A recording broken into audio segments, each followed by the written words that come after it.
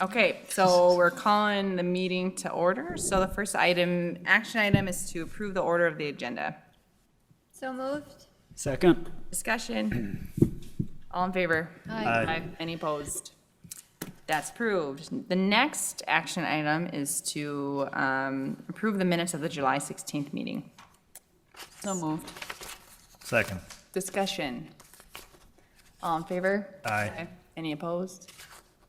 Okay, that's approved. Now we'll move on to Sunny for the staff report. Hello. All right. So we're slowing down just a little bit after the summer reading program, getting ready to start up the winter. Staff updates and development activities. So Cheryl and Lori are still going through Library Associate 1 positions or applications. We have a position open at Maine right now. So we're working on filling that. And just this past Sunday on the 18th, we had our public outing. They went to the Fargo Theater and had a viewing of The Public, which I heard was very well received. So thank you, Betsy, for helping put that together. Programming, upcoming events. So for children's, Baby Rhyme Time. So this is for children or babies birth to 18 months. That's going to start up on Thursday, September 5th. And those are held on the first and third Thursdays of each month. And it takes place at the Dr. James Carlson Library at 10 a.m. and at Maine at 6:30. No registration is required, and they just ask one child per lap. And then we're having, So no twins is what you're saying. Well, we Yeah, might you're make just an exception for that. the Yeah, twins. they, I think they it's would make an exception in regards a to lot of twins. holding and So a playing lap with the could have a kids. So child and if you're a master at it, you can do it. And then we also have she's fall strong story enough. time coming up. Registration is it is open as of now, and that starts September 9th, and it runs through December 11th. Teens, Bree is very excited. They've started a new partnership with Gigi's Playhouse to provide some upcoming programming and outreach to individuals and their families. The director is apparently very excited to work with the library in bringing these outreach opportunities to people in need. What is Gigi's Playhouse? I believe that it is for teens with developmental disabilities. Down syndrome. Yes, Down syndrome Okay, specifically. Yep. Coming up for adults, so August 29th at 7 p.m., we have our Northern Narratives book launch and reception. We're very excited for this. It's the third one that we're doing, and it's generously funded by the Friends of the Fargo Public Library. So we're very excited to have the authors come and read selections of their pieces. September 12th at 6:30 p.m. at the main library, we're going to have an author visit with Dr. Denise K. Lajmadier. She's going to do a reading and signing of her new book, Stringing Rosaries, The History, the Unforgivable, and the Healing of the Northern Plains American Indian Boarding School Survivors. And then a representative from NDSU will be there, and they'll have copies of the book available to purchase. September 14th at the main library at 2 p.m. Mary, this is especially for you. If you didn't make the bullet journaling, we're bringing it back again.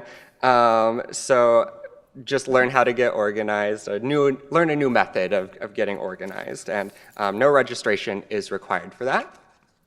The outreach department wanted me to let you know that they are doing a set of programs at their outreach departments.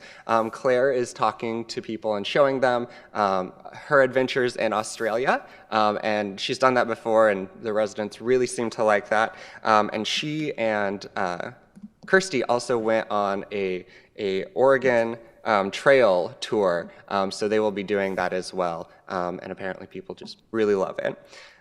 We have some exciting events for all ages. The big one that we're all excited for is the View and NASA training spacesuit. So they will have a spacesuit, and I hear that there will be a green screen, so shenanigans will probably be ensuing. That's going to be August 24th at 10 a.m. At the downtown location. We're very excited for that. So I bet you're very excited to learn about our SRP numbers. Total SRP, the attendance this summer for children with 6,509 attendees. We had 2,311 kids registered, and that's 378 more kids than we had last year. So a big jump in numbers there. For teen, we had 313 teens attend our programs, which is 94 more than in 2018. And we had 242 book logs turned in, and again, 34 more than that last year. Adults, we had 930 adults attend our programs, which is 169 up from last year. And we had 778 people turn in, or 778 book logs turned in, which was 350 more than 2018. And the history hunt was very successful. Again, we had 305 people turn in the history hunt. So very cool things going on. So thanks again to the Friends for their support of those programs. Well, does anybody have any questions for comments, concerns for Sunny? No concerns, please. Tim's right there. That's why I'm here. They let me attend these. So I have a question for one of you two, Tim or Sunny. For the story times coming up this fall for the main library, is a notice going to be going out? I know there's a reminder email to people about the parking lot being closed, because a lot of people haven't come back since story time last year. What we're doing is sending out as part of the PR4 programming, saying here's where parking is. And I'll have more discussion of what the city's trying to do to alleviate parking, the current parking situation. So we're trying to communicate as part of the again, for the PR for our programs, that this is where the parking is. Okay, So thank you. Any other questions or comments? No. Okay, well, thank you, Sunny. Thank you. Okay, well, we will move on then to director's report. yeah, just jumping right into parking. Where that situation is right now is the city's working on, obviously, some of the other parking options haven't quite come to fruition yet in and around City Hall here. And to that end, they're looking at the little southeast lot, kind of adjacent kitty corner from the main library that was like for city employee parking that the city rented, and they kind of ended that lease, and now, given the crunch that they're in, they're looking at releasing that. I don't have a timeline on that, because I part of the conversation, but not running the show, obviously. So with that, that would alleviate a lot of the parking in terms of the Civic. The vast majority of vehicles out there are city vehicles currently.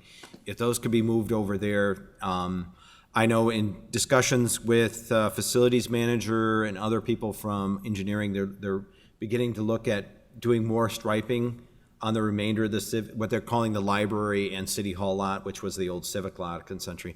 It's amazing. Every parking lot here has like 5 different names. So I just try and go through all the names until people start nodding their head to know what I'm talking about. So, there's no way around it. As of right now, it is a bit of a crunch with the closure of the quad lot that was just north of the library, but that was always posited as a temporary lot.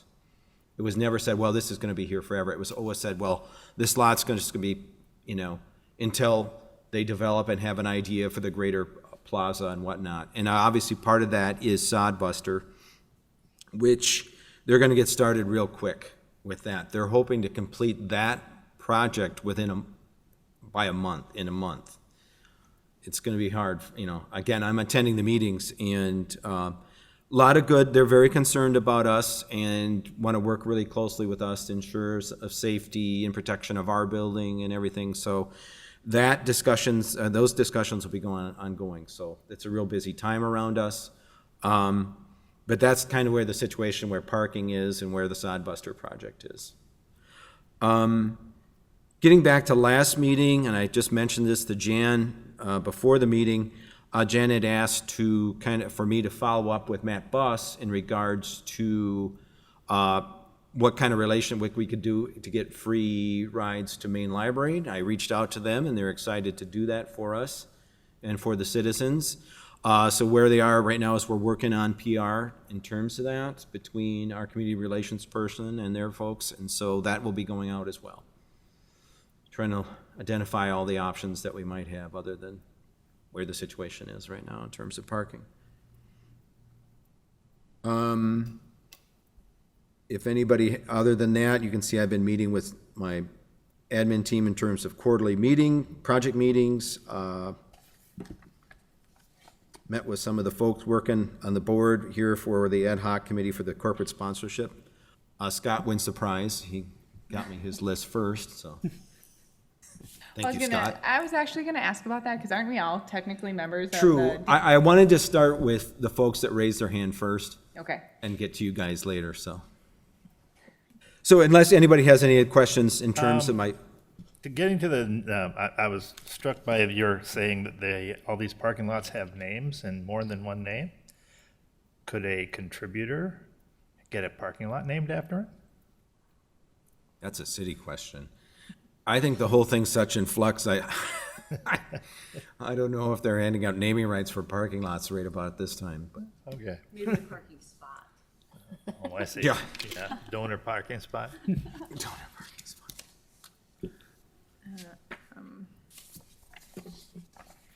Okay. Does anybody have questions for Tim so far? You met with the Fargo PD about workspace for Right. arrows? What it is, the police departments moved their, from their downtown location to a newer location.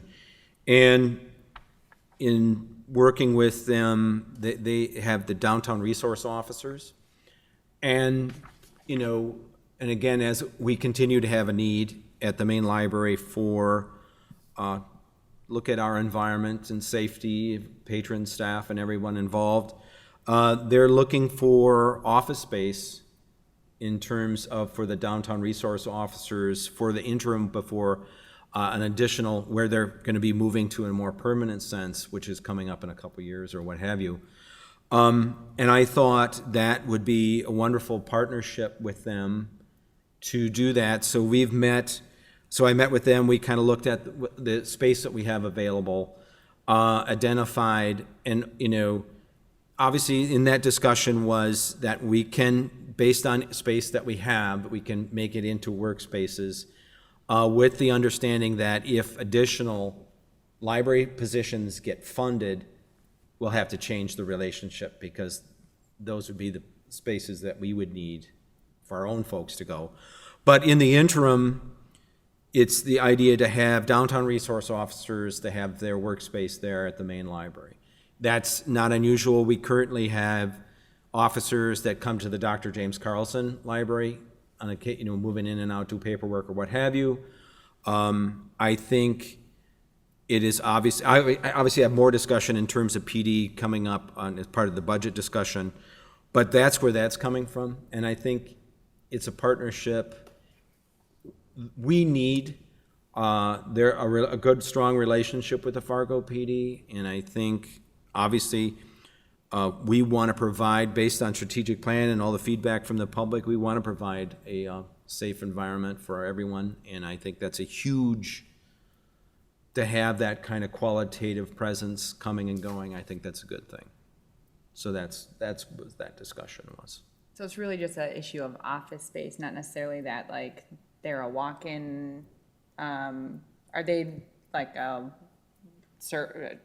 of a service available to patrons, or is it sort of a separate thing? Well, I would say this, that for downtown resource officers, the Fargo Pub, the main library downtown is part of that, their beat, as it were. So depending on what they're doing, I'm sure if we had an issue, we could ask them to say we have an individual, or whatever the situation might be, so.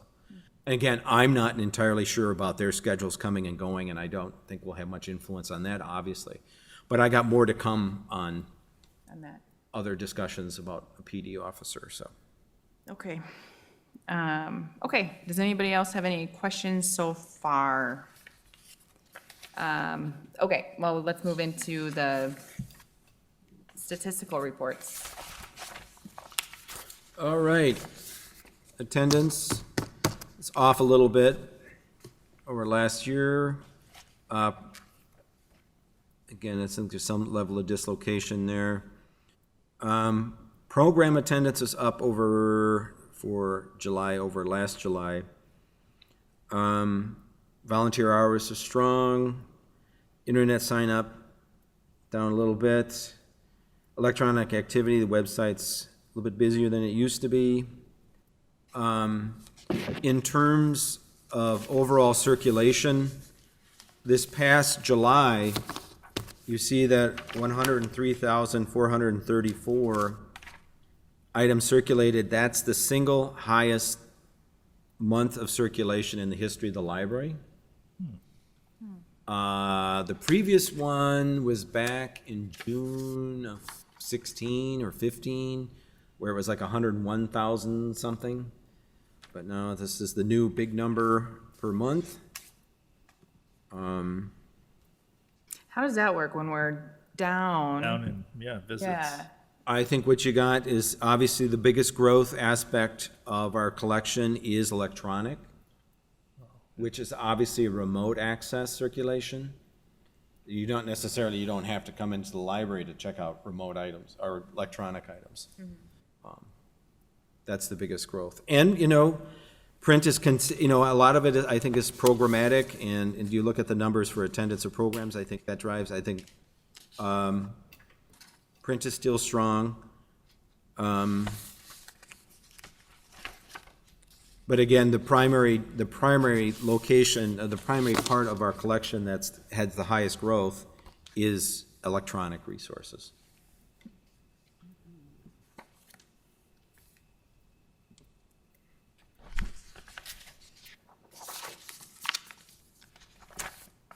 Any questions so far?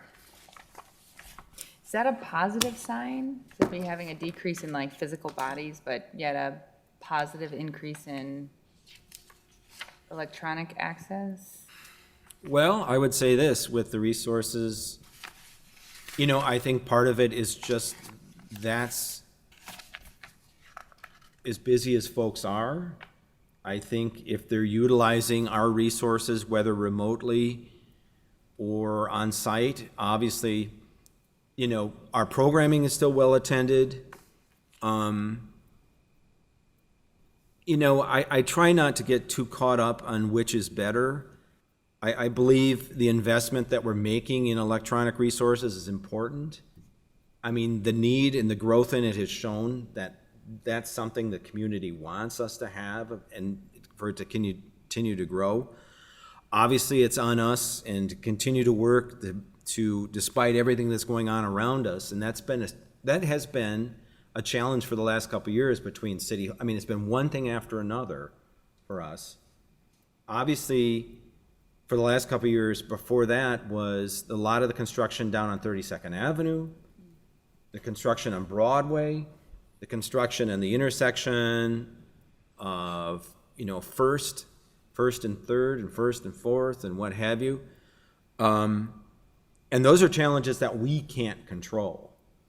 Now, obviously, I believe, in everything then you hear Sonny's report every month, and I think certainly the due diligence is being done by staff in terms of on-site programs and the community engagement stuff that we're doing. And I'll obviously talk about some of that in terms of walking through the strategic plan update. But the big thing is, with the system we have now, we can go out to like the police picnic or whatever and literally register people for cards, circulate, we have the book bike, so we have items out there, we can check things out remotely, check things in remotely, renew cards. So, it's really on us to continue despite these challenges, and I think we're really doing as best we can based on staff time to work on the programs in-house and obviously move beyond our walls in terms of community engagement and what outreach is doing.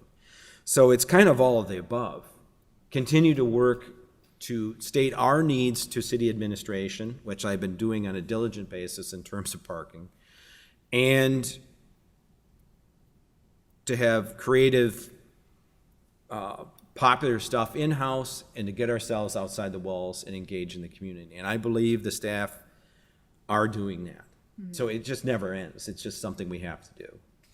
Well, and I know each year has been record-setting, so, you know, I don't think it's necessarily bad news that we're not, you know, in certain aspects, we are setting new records, but I don't think it's cause for concern if like attendance is a little bit lower this summer. Well, I would say this, I think the things that we're really working on, obviously, if you heard the summer reading program, you know, in terms of, like, especially with teens, we were able to add another position of a full-time librarian one, assisting with the teen, and you saw the teen numbers. And you have people that really care, and they're really creative, and they're working on it, and you see the numbers change, and you think, you know, obviously there's some level of disruption based on what's going around us, but again, I think we're trying to hit all the bases in-house and out-of-house at the same time. Sure. Okay. Any other questions before we keep, we're still on the stats. Unless you want financial. Financials now. Yeah, let's move on to finances. Yeah, you can see that through 58% of the year lapsed, we have just under 54% of the budget expended. Coming around the end of year, we've identified a number of things for potential utilization. Obviously, the workspaces that I mentioned will be something that we'll utilize operating here, the net difference to kind of cover that. One of the other things we've identified, kind of a health and safety thing, up in the computer lab, there's only one there's only one entrance and exit. It's one door. On that glass wall, we need two. If there's ever a situation, you just don't want one entrance. So we're working on that. So there's a number of things that we've identified going forward to utilize operating. In terms of the donations on the expenditure side, $178 for general supplies, that was from the Friends. And what it is the outreach department purchased these little magnifiers. So the people at the retirement communities, what have way to, I need them myself, to read the books that they have checked out. The $2,661, $1,245 of that was from the Friends for the planetarium events and traveling lantern show, which was part of the children's summer reading program. 750 of that was also from the Friends for the One Book, One Community booklets. I believe I handed those out last month. And $54 of that was for program music for NP from an anonymous donor. $8 of that for Crafternoons. Again, that was Friends. And $604 of that was for the main library 10-year event, which was extremely successful, I might add. And that was also from the Friends. The $12 there is close to Sunny's Heart, the Northern Narratives books. That was the first one purchased. The $222, we got T-shirts and all kinds, and Sunny's wearing one of these sweatshirts. So, Nice. so kind of ordered through the library. We all paid for our own stuff, needless to say. And the $125 for the staff outing, as mentioned by Sunny, also from the Friends. So that's on the donation side. And you see, in terms of revenue, for year-to-date, just around a little over $31,000 in terms of revenue. They don't show for revenue for fines. How are we doing? I know we're not a revenue organization, but in terms of, is there a comparison because we've eliminated children's Oh, it's fines? down. Oh, yeah. Okay, Yeah. okay. Like significant? Has that been a big improvement? I think if you look at the checkout or the circulation of children's print items, you can see an increase there, and which is good. And no one has made any mention to me in regards on the revenue side about the amount or what is or what isn't. Okay, You know, they've been aware of that, so. okay. Any questions for Tim on the finances? No. Is there a sartorial for the board members, or what do you think? Blue blazers, or? For, yeah, That's up to you guys. okay. So next is Friends of the Library report. They are not here at the meeting, so we'll You can skip. just give them a giant thank you. A giant thank you to the Friends of the Library out there. Been playing a big role in funding a lot of our awesome activities, so thank you for doing what you do. Okay, unfinished business, the 2020 budget update. Yes, and again, we're in the season of that, and obviously the mayor has come out with his preliminary budget, and I just wanted to review with the board where we are in terms of our request for 2020. Citywide, city employees, based on the mayor's preliminary budget, are looking at a 2.5 competitive wage increase starting January 1. Also, for us, we received, we had reclassifications for 2 positions, the Children's Services Manager and, my mind just went blank, Processing Associate. Those are 2 positions based on how they've grown their positions. We wanted to reclass, and so those that were approved. The 2 positions, or the full-time reference associate, LA3, and the part-time to full-time technology assistant, LA3, we did not get funded. Of the numerous, I think it was like 46 or something of that nature that were requested across city departments, the city funded 6. Now, keep in mind, one position that they did fund that will have a significant impact, especially on the main library, is a police officer that will have an office at the main library and will also work between the main library and Matt Bus, which will be huge. The main library will be essentially a focus of this officer. And I think, which will be, in my mind, it will be a tremendous qualitative improvement.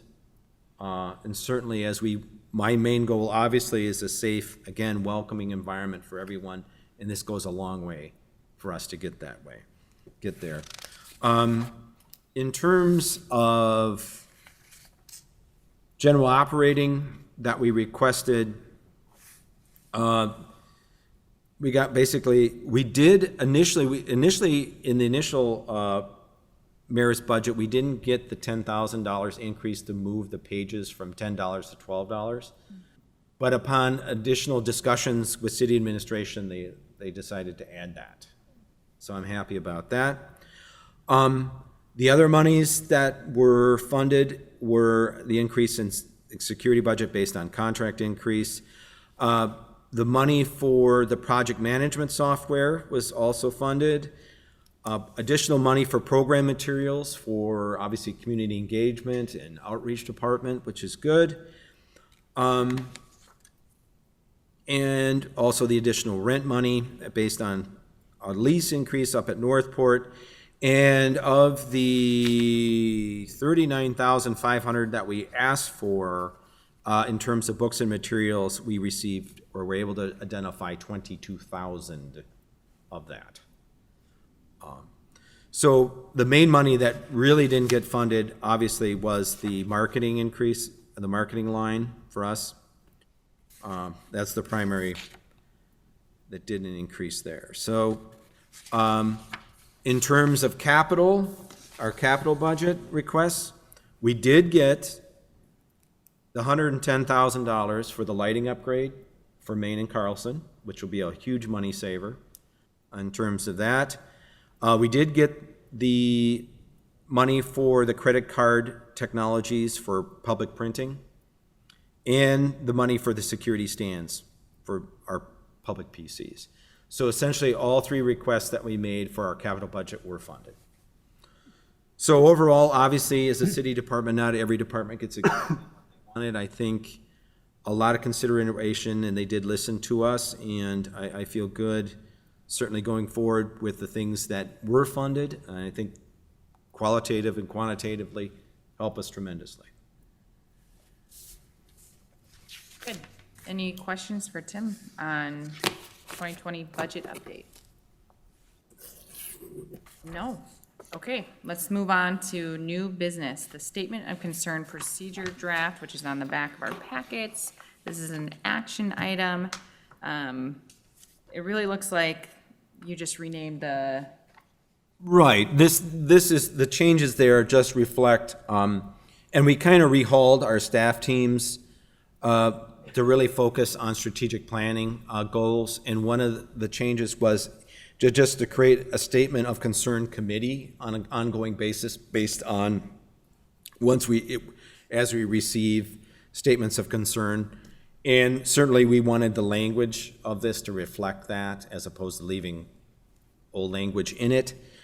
Obviously, the process remains the same in terms of this, that obviously the committee would meet based on make the judgments based on policy, of the various measurements of how we deal with these, and obviously bring a recommendation to the board.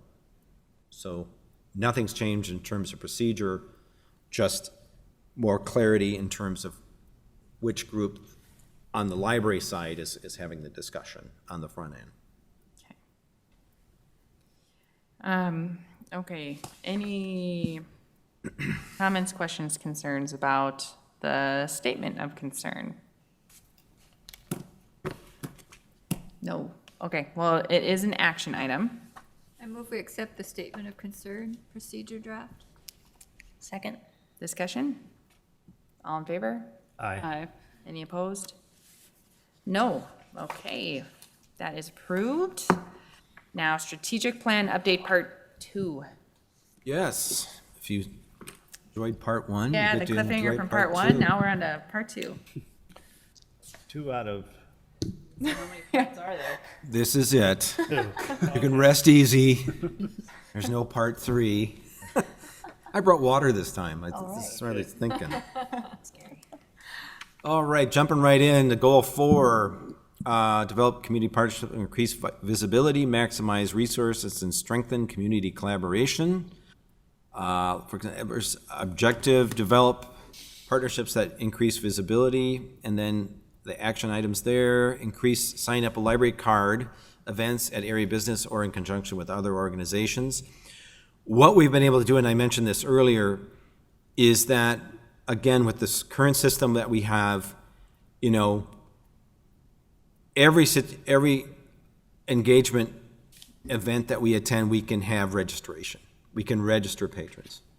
I mean, that's, business after, chairman, chamber business after hours, you name it, we're able to do that. Identify groups or organizations that are not currently utilizing the library and try to partner with them.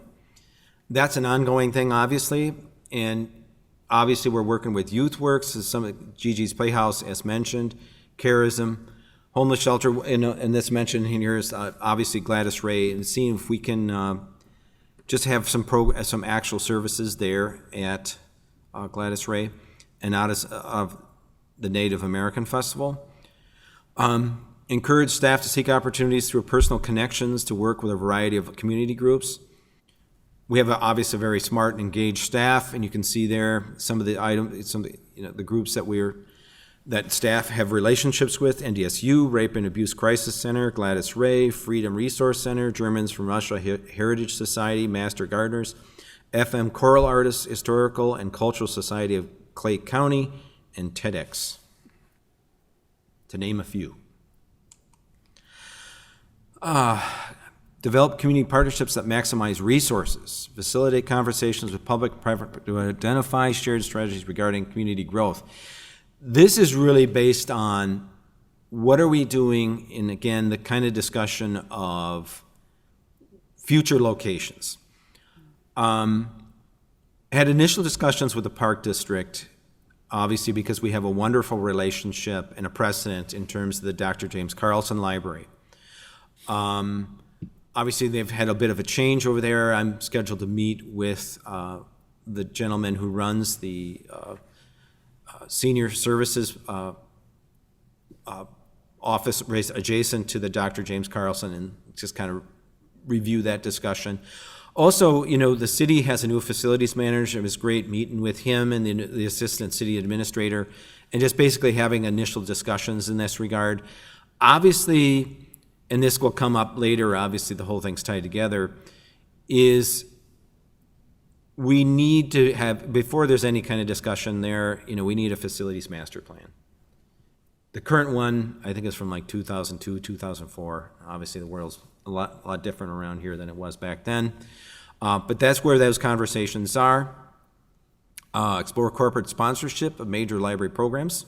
Tim, what do you mean by what's a facilities master plan? A facilities master plan looks at, okay, many things. Obviously, population, projected population growth, location of facilities, capacity of facilities, potential growth of collection, growth of staffing,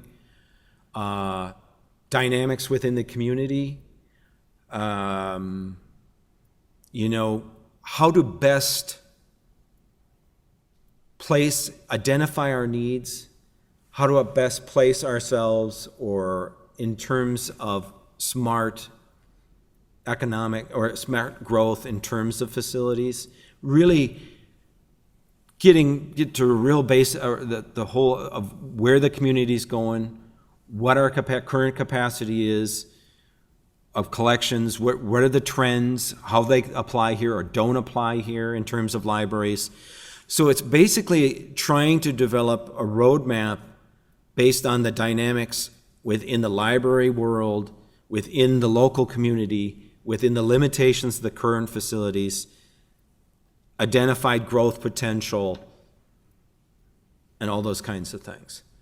So it's really a comprehensive look of where you are, what's going on in the community, how do we place ourselves to meet that need of the community, where it might be going. And that happens in-house, or we have to hire somebody to? I would imagine that certainly we had that I had that conversation with the assistant city administrator and the facilities manager to make them part of that discussion of how do we want to do this. I think obviously we need a strong library mind involved with this. So there might be some outside, but certainly we're going to start in-house in terms of city administration and facilities, begin there. Okay. So.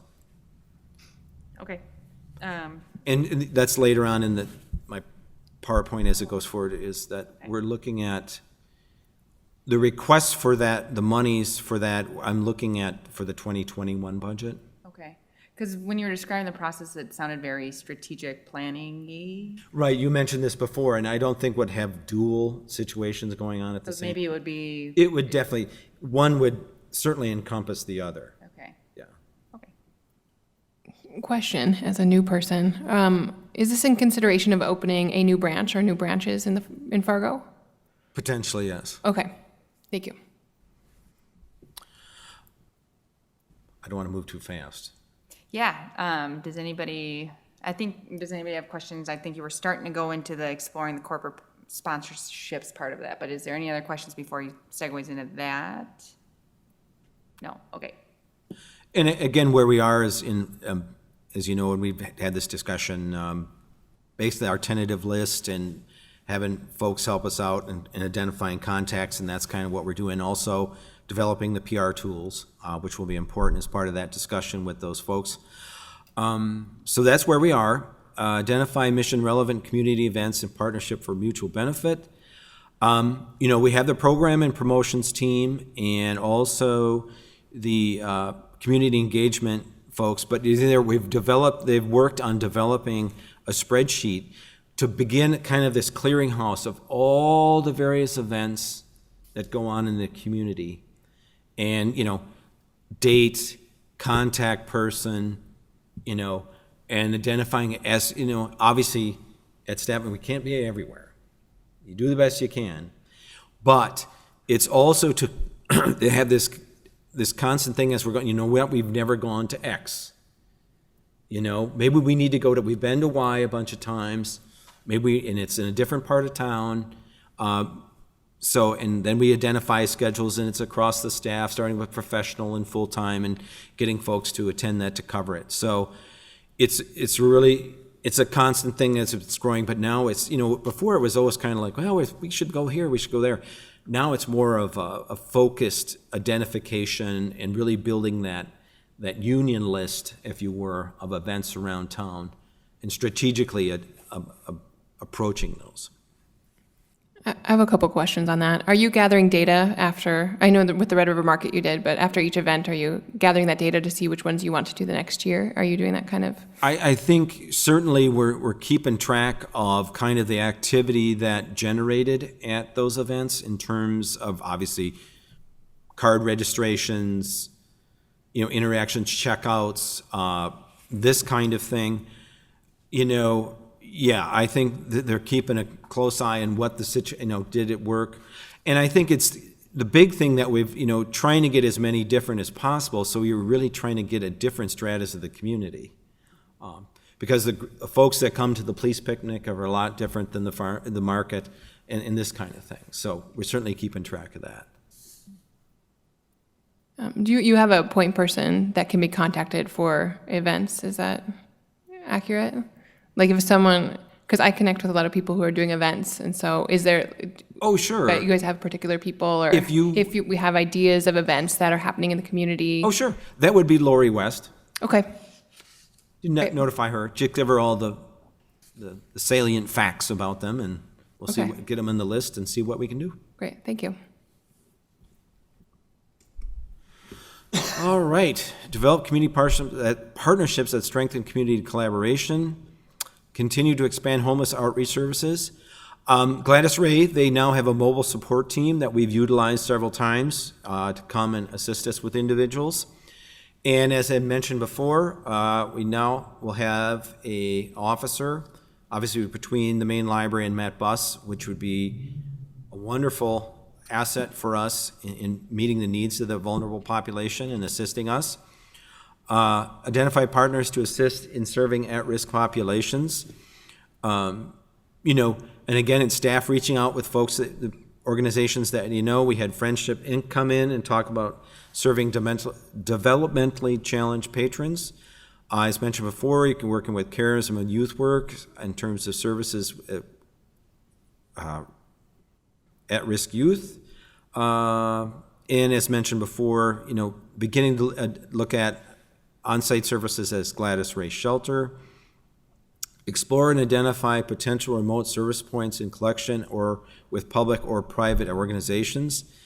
As mentioned before, you can see that in terms of remote locations, and also looking at strategically placing the book bike in different parks and whatnot, and then get the word out via social media, kind of the whole food truck phenomenon of how they say, well, this food truck's going to be here if it's between such and what and such.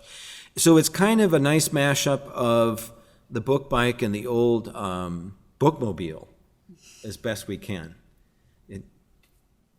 It's a wonderful tool to get folks interested in what services we can provide them. So that's some of the things we're reaching out in that regard. Goal 5. Optimize infrastructure by providing safe and accessible spaces, identifying user-friendly technology, and utilizing and strengthening financial resources. Obviously, eliminating sole staffing, and that, the city really stepped up, and I know I mentioned this a bunch of times when we were going through this with the board. We came up with a staffing plan. We're able to add additional Library 2, LA2 associate positions for the Main and for Northport, so we no longer have sole worker situations. Obviously, we have security, contract security. in terms of all hours when we're open at Main, and double security in the afternoon and evening. Continue staff training related to safety and security, the staff development team. It's an ongoing training that we have, various topics, like this Friday. We'll have PD come in and train everybody on identifying drug paraphernalia and what that looks like, and the various, so nobody's staying safe in those situations. You're not sticking your hand in anybody's purse with a sharp or something of that nature. Continue to evaluate security staffing needs. Obviously, again, getting that officer on board.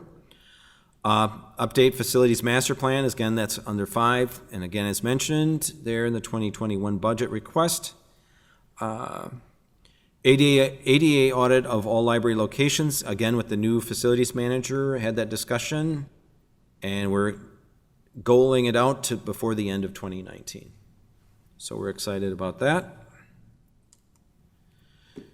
User-friendly technology.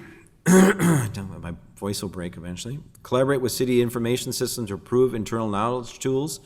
We've been utilizing SharePoint since the last strategic plan, and like any major platform, when you're getting started with it, you kind of use it one way, and it's probably not the best way, but I think we've learned a lot, and the city IT is going to do an upgrade with that, and with that, we're going to get a new SharePoint environment, which we're excited about. And what that is a document sharing, shared communication, bunch of different, it's the idea of 2 people working on the same document at the same time. It's kind of that group effort kind of communication and document platform that we're utilizing. Explore new technology resources for CERC or public use. The Hotspot Wi-Fi devices currently available. We're looking to increase those, the number. And we're also going to have public charging devices. Those are on order. They will be here Thursday. And those will provide charging stations, a more functional charging stations out at the public locations. Can I ask a question on that? Sure. So for the hotspot Wi-Fi devices, those are ones people can check out and bring out into the community and use? Correct. How have those been marketed or We didn't have to. They've been just gone? Okay, just I was gone. wondering about that because No, there's they a big just- startup they're community just gone. town. They're Yeah. just out. They just go. Yeah, they're just going. Yeah, it's Nice. like, you don't want to spend too much on, because the PR, especially something like that, because then people show up and they're all gone. Okay, yeah, So we're looking to increase the number. great. They've been ordered. Identify and implement technology competencies for staff to increase service efficiencies. The staff development team is currently in process of developing a survey for staff to identify areas of need. And again, obviously, this has been going on since the previous strategic plan, but it's a never ending. We want to stay on board with everybody in terms of technology. Utilize and strengthen financial resources, identify efficiencies in purchasing, and I think with Betsy on task, I think nothing gets by her, so she's good. She's in charge of that. Continue to identify strategies to grow the endowment. The big thing we've been doing is all distributions have been just applied back to the principal, which that's just around $10,000. Usually comes around February and March that it's distributed, or it received a letter to say, hey, this is available, which I turn around and send them a letter and say, hey, apply it to the principal. The other is the large estates that we received, we've applied back to the principal and the endowment. We had just after we were working on the first strategic plan while I've been here, we had a couple years where we had an endowment drive, and again, the board decided that without a capital project identified, that it wouldn't be prudent to continue to do that. So that's what we're looking at in terms of endowment growth. Analyze operation budget to ensure sufficient resources and allocations. We're continually identifying those as obviously an annual basis in terms of the budget process. And also, really looking at, at keeping abreast of, where the budget is. And again, as I mentioned, identifying needs within a fiscal year that can be, and monies within the operating to be applied to get those things done before the end of the year. Also, as part of the annual budget and working with the city, they also ask for 5-year projections for operating, staffing, and capital development, and we redo those on an annual basis.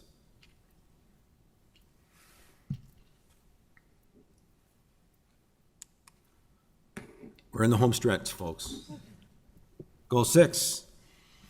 Increase community awareness and support of collections and services by utilizing creative messaging, engaging community outreach, and enhancing our voice via partnerships. Increase community awareness for collections and services, update and expand media plan. Again, that happens on an annual basis by the community relations specialist. We're going to get more and more creative, obviously, based on what we're doing in terms of corporate sponsorships and kind of looking at the 2020 budget, obviously. Create a library YouTube channel, which exists. You can see it there. The big thing there is creating content. Obviously, all those great summer reading program videos that you've witnessed over the years, those are all up there. The city does have folks that help us obviously produce those, and where it seems feasible, based on their limited time, that we can utilize them to add additional content. Continue to identify website functionalities to ensure a patron-focused user experience. Big news is our community relations specialist, Melissa Duncan, worked with a number of staff, and hats off to the IS department that really, gave us a lot of time to work with us and her and our staff to develop a new online calendar that is such far more functional and user-friendly than the initial one that came out, which was kind of across the board for solid waste and everybody. Not that there's anything wrong with solid waste, mind you. But the sheer amount of programs and just the entering of it, the physical data entry and everything, and how the searching and the whole 9 yards was not sufficient or in line with just the volume of stuff that we had. And I think, obviously, with that, we want to continue that relationship because every website, I believe, is always evolving, and we always need to continue to evolve it towards our needs. And we have a wonderful relationship with IS to make that happen. So excited about the progress and excited about the momentum and continuing on as other functionalities are identified. Sign up new card holders for the library's electronic newsletter. We just have that immediately at registration if they have an email address. Obviously, they can opt out if they so decide, and we haven't had any pushback in that regard. Identify merchandising opportunity related to programming promotions. Obviously, the book bike is huge. I don't have it on there, but obviously the clothing, all the kind of merch and stuff that we make available as we are out in the community. These are just a few examples of that, as you can see there. Create buzz, providing unique resources and programs. Book bike, obviously, the main 10-year event successfully completed. I was really overjoyed by that. And again, with the upcoming Sodbuster, been to too many Sodbuster meetings, I think. That's coming up this fall. Obviously, with the tight timeline that they're in, the actual nailed down date for any kind of completion event is not quite nailed in stone, but we'll try and collaborate and have something associated with that as well. All right, develop engaging community outreach, expand partnerships with community agencies and events to bring the library to them.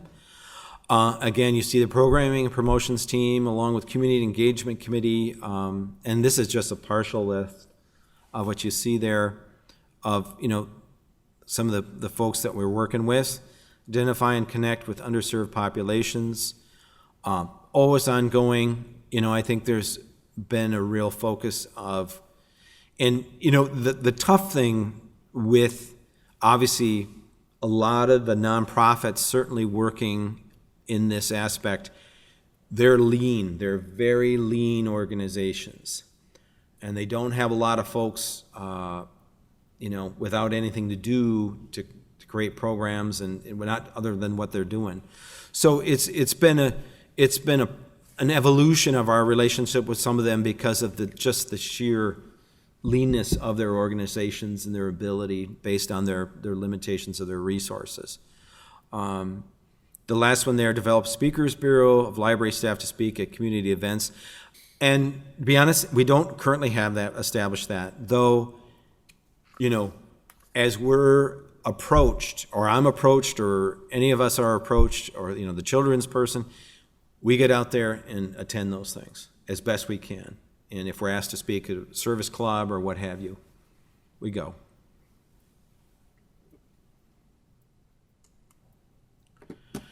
Again, enhance our voice via partnerships, develop our relationship with businesses, healthcare providers, and higher education institutions to identify future collaborations. And the leading example is that is One Book, One Community, because we've dealt with businesses, educational organizations. Obviously, as we've created health-related programs, we've reached out to the healthcare community. Silent reading, that would be businesses, hospitality companies such as, Front Street Tap Room, the Hodo, and Fargo Brewing. So there's any number that we continue to identify and build those relationships with. NDSU, obviously, with the film festival. Seek out participation opportunities with local nonprofit organizations. A number of staff are currently members of a variety of nonprofit organizational examples are Germans from Russia Society, FM Chorals, Master Gardeners. Thank you, Sonny. Additional opportunities will be evaluated as they become available. The challenge there, and again, depending on the nonprofit, is often, unlike this board, when you're a board member, because I was on the zoo board for a number of years, and that was rewarding, but ultimately, what they're looking for, and I don't blame them especially, is they need fundraisers.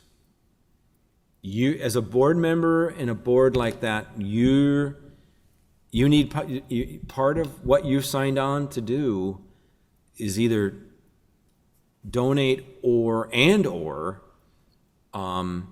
work as an agent to identify resources, which, especially for myself, gets kind of tricky. And so, I also was on the board for the FM Homeless Coalition, and so that was a wonderful, just kind of our need, and so there's ways with it, but it has to be a good fit, or you're kind of letting them down, and you're kind of getting yourself in kind of an odd situation vis-a-vis your own organization and the city. So I just wanted to put that in there. So there is a sensitivity, just so you know, there's a sensitivity on our end. There may be situations where there's an opening, but it may not be the best fit, and we want to have a sensitivity in regards to that.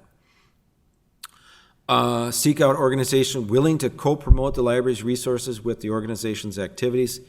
You can see that kind of partial list there of everything who we're working with.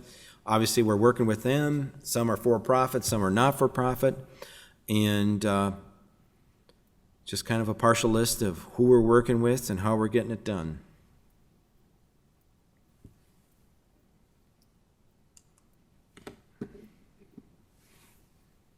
Any additional questions?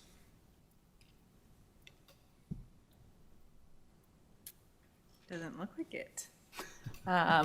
Well, thanks, Tim. That was a very informative two-part series. And again, I want to reiterate, what you see here is all the work the staff does. And all that, so. Well, and you highlighted that Sonny is part of the choral group? No, gardeners. He's a gardener. Master gardeners. Oh, okay, I thought, okay. 3 of us. Yeah, okay. Masters. I'm the antithesis gardener.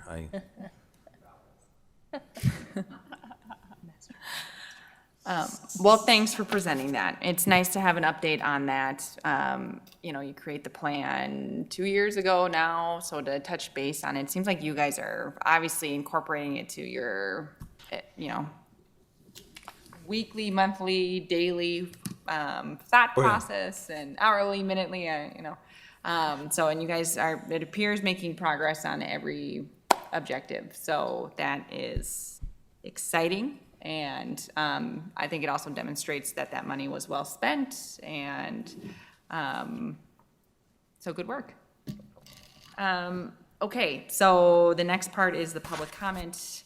Another meeting, another no show on the public's part, but, so no comment. But then our next regular meeting is September 17th, and we are adjourned.